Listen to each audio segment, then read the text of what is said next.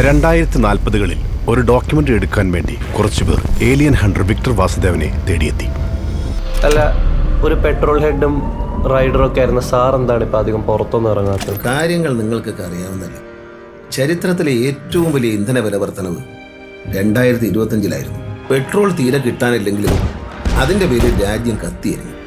ഗോൾഡിനും ലഹരി മരുന്നിനും പകരം ആളുകൾ പെട്രോൾ സ്മഗിൾ ചെയ്യാൻ തുടങ്ങി. What you want? അത് പിന്നെ രാഘവനോട് മഴ പെയ്യുന്നുണ്ടോന്ന് ചോദിക്കാനായി. ക്യാമറ കണ്ടു കഴിഞ്ഞാൽ പുറകെ കിടന്ന് തള്ളുന്നതിന് അന്നും എന്നും ഒരു ചേഞ്ചു.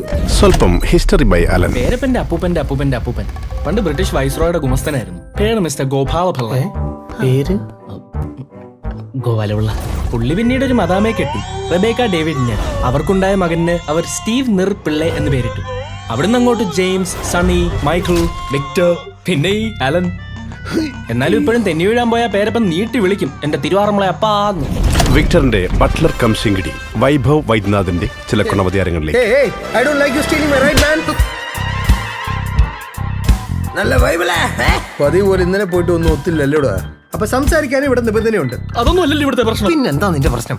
എനിക്ക് ഈ രണ്ട് അലവലാദികളും വലിയ താല്പര്യമൊന്നും. പിന്നെ രണ്ടവന്മാരും അത്യാവശ്യം ജോലി ചെയ്യുന്നുള്ളതുകൊണ്ടാ ഇവിടെ ഇങ്ങനെ നിർത്തിയേക്കുന്നേ. ആ തടിയനുണ്ട്, അവൻ എന്റെ ഒരു അകന്ത ബന്ധുവായിട്ട് വരും. ഏതൊരു ഡോക്യുമെന്ററി എടുക്കുന്നതിന് ഒരു പർപ്പസ് ഉണ്ട്.